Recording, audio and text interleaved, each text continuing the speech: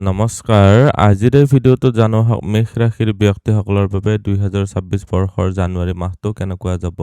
অ, ল, দীৰ্ঘ ই এইকেইটা আখৰেৰে মেষ ৰাশিৰ ব্যক্তিসকলৰ নামটো আৰম্ভ হয়। চ' এই ভিডিঅ'টো চাই যদি ভাল লাগে, তেতিয়াহ'লে এইকেইটা আখৰেৰে নাম আৰম্ভ হোৱা ব্যক্তিসকলৰ সৈতে ভিডিঅ'টো শ্বেয়াৰ কৰিবলৈ নাপাহৰিব।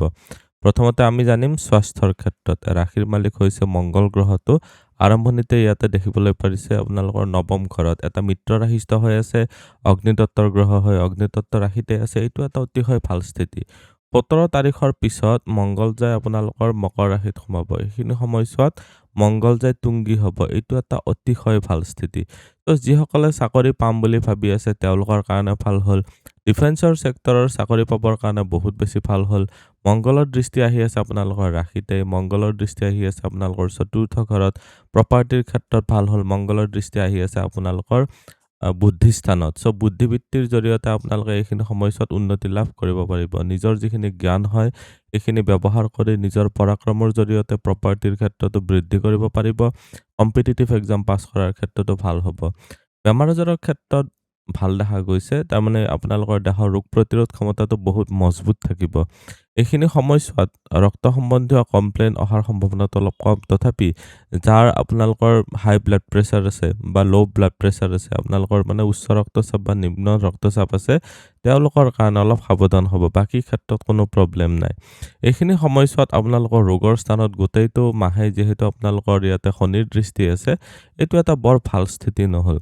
শনিৰ দৃষ্টি থাকিলে বিষজনিত বেমাৰ কৰে আৰু আপোনালোকৰ কেতুৱে ইয়াতে কিছুমান পেটৰ যিবিলাক আমাৰ বেক্টেৰিয়া থাকে, যিবিলাক ডাইজেষ্টিভ কিছুমান বেক্টেৰিয়া থাকে নহয়, সেই বেক্টেৰিয়াবিলাক আনষ্টেবল কৰি দিয়ে। বৰ্তমান সময়ছোৱাত গেষ্ট্ৰিকজনিত প্ৰব্লেম আপোনালোকৰ দেখা দিব পাৰে। গ'ল্ড ব্লাডাৰ ষ্ট'ন বা তেনেকুৱা ক্ষেত্ৰতো সাৱধান হ'ব।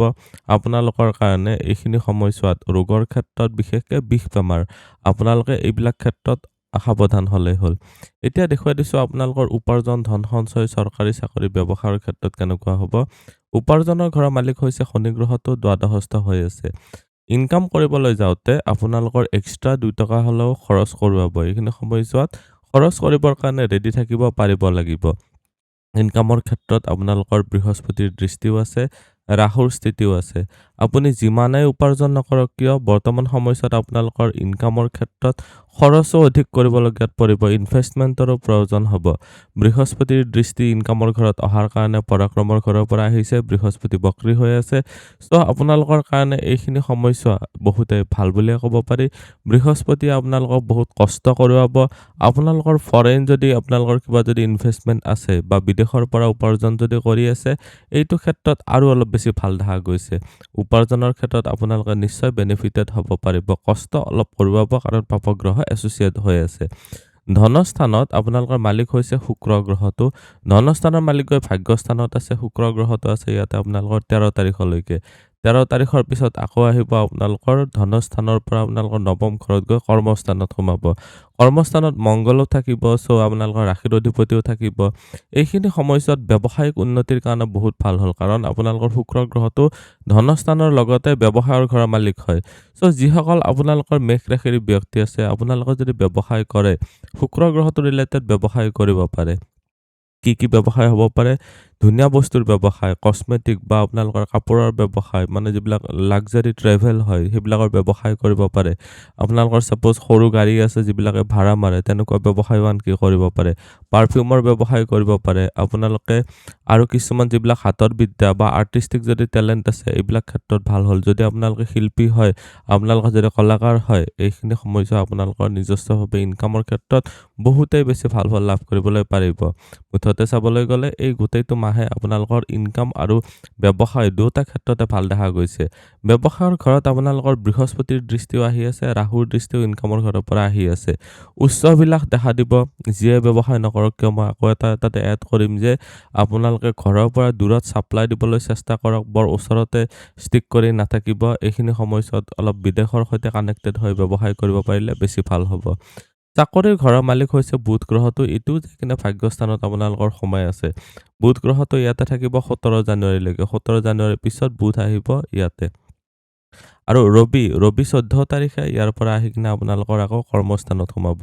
ৰবি, বুধ, ইয়াতে মংগল এইবিলাক লগ লাগি এইখিনি সময়ছোৱাত আপোনালোকৰ কৰ্মস্থানত প্ৰমোচনৰ যোগ বনাব। যিসকলে চাকৰি পাম বুলি ভাবি আছে তেওঁলোকৰ ভাল এটা অনুষ্ঠানত চাকৰি প্ৰাপ্তিৰো যোগ দেখা গৈছে। এইখিনি সময়ছোৱাত আপোনালোকৰ কাৰণে বহুতে বেছি বেনিফিটেড হ'ব পাৰিব।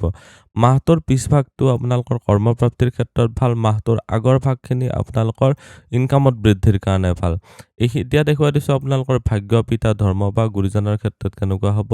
ভাগ্যস্থানত কুৰুৰ গ্ৰহ সোমাই আছে, অলপ নিষ্ঠুৰ টাইপৰ গ্ৰহ সোমাই আছে, যদিও সৌম্য গ্ৰহও সোমাই আছে। এনেকুৱা হ'ব যে আপোনালোকৰ পিতা বা গুৰুজনাৰ অকণমান ষ্ট্ৰিক্ট ডিচিপ্লিন দেখা দিব, কিন্তু আপোনালোকে যদি অলপ ফ'ল' কৰি চলিব পাৰে তেতিয়াহ'লে বিশেষ প্ৰব্লেম ক্ৰিয়েট নকৰে। ভাগ্যৰ ফালৰ পৰা ছাপোৰ্ট পাব। নিজে অলপ কষ্ট কৰি কিনে আপোনালোকৰ নিজৰ ফলটো পাবলৈ চেষ্টা কৰক, যি পাব বিচাৰি আছে। পিতা বা গুৰুজনৰ ফালৰ পৰা অলপ ষ্ট্ৰিক্ট বিহেভিয়াৰ দেখা দিব পাৰে, চ' তাৰ প্ৰতি অলপ ধ্যান ৰাখিব।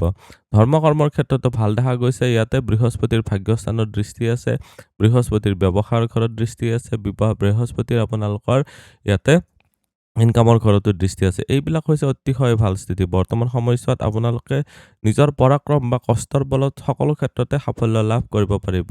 প্ৰেম প্ৰসংগ বা বৈবাহিক জীৱনৰ ক্ষেত্ৰত কৈছোঁ। এতিয়া লাভ ৰিলেশ্যনশ্বিপৰ ঘৰত প্ৰেমৰ ক্ষেত্ৰত আপোনালোকৰ কেতুৰ স্থিতি অতিশয় বেয়া হয়। কেতুৰ স্থিতিটো কিয় বেয়া বুলি কৈছোঁ যে আপোনালোকৰ বিৰক্তি আনে, যে মোৰ এইটো ৰিলেশ্যনশ্বিপত আৰু নাথাকোঁ বা ভাল লগা নাই, কিবা এটা যেনিবা মিচিং হৈ আছে, তেনেকুৱা বৰ্তমান দেখা গৈছে। ৰবিৰ স্থিতি যদিও ভাল, আপোনালোকৰ এইটো ঘৰত কেতুৰ স্থিতি থকাৰ কাৰণে এইটো এটা বৰ ভাল স্থিতি নহ'ল। ৰবি দিগবলত থাকিব বাৰু, এইটো এটা ভাল হয়। ৰবিৰ যদিও বৰ্তমান ঠাণ্ডাৰ দিন হয়, ৰবি যদিও আপোনালোকৰ দক্ষিণ হৈ কিনে ঘূৰি আছে, তথাপিও আপোনালোকৰ কৰ্মস্থান আৰু ভাগ্যস্থানৰ ক্ষেত্ৰত সহায়ক হ'ব। এইখিনি সময়ছোৱাত বিয়া বাৰুৰ ক্ষেত্ৰতো বৃহস্পতিৰ ছাপোৰ্ট আহি আছে, কিন্তু ৰাহুৰ দৃষ্টিও লগতে আছে। চ' আপোনালোকৰ বিবাহৰ ক্ষেত্ৰত অলপ কনফিউজন বা ভয় ভাৱ দেখা দিব পাৰে। জন্মচক্ৰত যদি ৰাহুৰ লগতে কোনোবা আপোনালোকৰ পাপগ্ৰহ আছে বা আপোনালোকৰ বা ৰাহুৰ সৈতে কোনোবা শুভ গ্ৰহও যদি ছাপ'জ আছে, তেতিয়াহ'লে আপোনালোকৰ সেইটো গ্ৰহৰে যদি দশান্তৰ দশা চলি আছে, তেতিয়াহ'লে কিন্তু ৰাহুৰ কাৰণে বিবাহৰ ক্ষেত্ৰত অলপ বাধা বিঘিনি হ'ব। অন্যথা আপোনালোকৰ বিবাহৰ ক্ষেত্ৰত কোনো প্ৰব্লেম নাই। এতিয়া দেখুৱাই দিছোঁ, তাৰমানে জানুৱাৰী 15 তাৰিখৰ পিছত মাঘ মাহ পৰিব, সেইটো সময়ত বিবাহৰ কাৰণে বহুত মানুহে প্ৰিপাৰেশ্যন কৰে। চ' এইটো ক্ষেত্ৰত ভাল দেখা গৈছে। সাধাৰণ শিক্ষা আৰু উচ্চ শিক্ষাৰ ক্ষেত্ৰত চালে সাধাৰণ শিক্ষাৰ ঘৰটো বিশেষ ভাল দেখা গৈছে।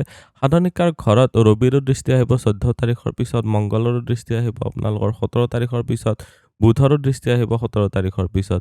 এইবিলাক ক্ষেত্ৰত বহুতে ভাল দেখা গৈছে আৰু শুক্ৰ গ্ৰহটোৰো দৃষ্টি আহিব আপোনালোকৰ ইয়াতে 13 তাৰিখৰ পিছত। চ' পঢ়া শুনাৰ ক্ষেত্ৰত সাধাৰণ শিক্ষাৰ ক্ষেত্ৰত বহুত ভাল হ'ল। উচ্চ শিক্ষাৰ ক্ষেত্ৰত আকৌ ক'ম যে আপোনালোকে অলপ টাইম টেবুল বনাই পঢ়িব লাগিব। যিসকলে ডিগ্ৰী, মাষ্টাৰ্ছ ডিগ্ৰী বা PhD লেভেলত পঢ়ি আছে তেওঁলোকৰ কাৰণে বৰ এটা ভাল নহ'ল। সাধাৰণ শিক্ষাৰ ক্ষেত্ৰত ভাল, যিসকলে ডিগ্ৰী আণ্ডাৰ গ্ৰেজুৱেট লেভেলত পঢ়ি আছে, মানে গ্ৰেজুৱেশ্যনত নাম লগোৱাই নাই, ছাপ'জ হায়াৰ ছেকেণ্ডেৰী লেভেলৰ ভিতৰত পঢ়ি আছে, ক্লাছ 5 to ক্লাছ 12ৰ ভিতৰত যদি পঢ়ি আছে, তেতিয়াহ'লে আপোনালোকৰ কাৰণে এইখিনি সময়ছোৱা ভাল। বাকীখিনি সময়ছোৱা আপোনালোকৰ অলপ ভাল নহ'ব। তাৰমানে কি হয়, যিসকলে উচ্চ শিক্ষা লাভ কৰি আছে, ডিগ্ৰী, মাষ্টাৰ্ছ ডিগ্ৰী, PhD, তেওঁলোকৰ কাৰণে অলপ জটিল সমস্যা। অলপ ধ্যান দি পেলাই আপোনালোকে পঢ়িব লাগিব, অধৈৰ্য দেখা দিব। আজিৰ এই ভিডিঅ'টোত আমি জানিলোঁ মেষ ৰাশিৰ ব্যক্তিসকলৰ বাবে জানুৱাৰী মাহটো কেনেকুৱা যাব। ভিডিঅ'টো চাই কেনেকুৱা লাগিলে কমেণ্টত নিশ্চয় জনাব। আপুনিও যদি আপোনাৰ বিষয়ে জানিব বিচাৰে তেতিয়াহ'লে হোৱাটছএপত কণ্টেক্ট কৰিব পাৰে। ধন্যবাদ। এইটো ভিডিঅ'ত আগবঢ়োৱা জ্ঞানখিনিৰ পৰা যদি আনৰো উপকাৰ হ'ব ভাবে, তেনেহ'লে বন্ধুবৰ্গ, আত্মীয় স্বজন আৰু চিনাকি মানুহৰ সৈতে শ্বেয়াৰো কৰিব। আপোনালোকে নেক্সট ভিডিঅ' কিহৰ ওপৰত চাব বিচাৰে কমেণ্টত জনাব। ধন্যবাদ।